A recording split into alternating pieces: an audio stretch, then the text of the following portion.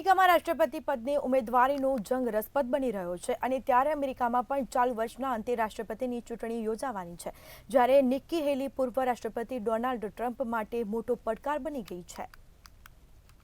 અમેરિકામાં પણ ચાલુ વર્ષના અંતે રાષ્ટ્રપતિની ચૂંટણી યોજાવાની છે। જો કે તે પહેલા જ રિપબ્લિકન પાર્ટીમાં રાષ્ટ્રપતિ પદની ઉમેદવારીનો જંગ રસપ્રદ બની ગયો છે। ભારતીય મૂળના ઉમેદવાર નિક્કી હેલી પૂર્વ રાષ્ટ્રપતિ ડોનાલ્ડ ટ્રમ્પ માટે મોટો પડકાર બની ગયા છે। તેમણે ન્યૂ હેમ્પશાયરની પ્રાથમિક ચૂંટણી બાદ રાષ્ટ્રપતિ પદની રેસમાંથી ટ્રમ્પ સામેથી ખસી જવાના ડોનાલ્ડ ટ્રમ્પની અપીલને પણ ફગાવી દીધી છે। નિક્કી હેલીએ રેસમાં ટકી રહેવાની પોતાની પ્રતિબદ્ધતા દર્શાવી હતી। ભારતીય મૂળના ઉમેદવાર નિક્કી હેલીને લઈ અને એવી પણ ચર્ચા થઈ રહી છે કે તે ટ્રમ્પના નોમિનેશનમાં અવરોધ બની શકે છે। એક મીડિયા સાથેની વાતચીતમાં હેલીએ તેના નિર્ણયો પર ટ્રમ્પના પ્રભાવને નકારી કાઢતા જણાવ્યું હતું કે ટ્રમ્પે તેમને જ કરવાનું કહ્યું હતું કે તેમણે ક્યારેય નથી કર્યું। જ્યારે હેલીને પ્રાથમિક ચૂંટણી માટે તેમની અપેક્ષાઓ વિશે પૂછવામાં આવ્યું ત્યારે તેમણે સફળતા માટે કોઈ મોટી માપદંડ નક્કી કરવા ટાળ્યું હતું। ન્યૂ હેમ્પશાયરની પ્રાથમિક ચૂંટણીમાં ટ્રમ્પથી ડબલ ડિજિટલ પાછળથી રહ્યા બાદ તેઓ પોતાની ઝુંબેશની વ્યવહાર્યતા પર હેલીએ જણાવ્યું હતું કે મારા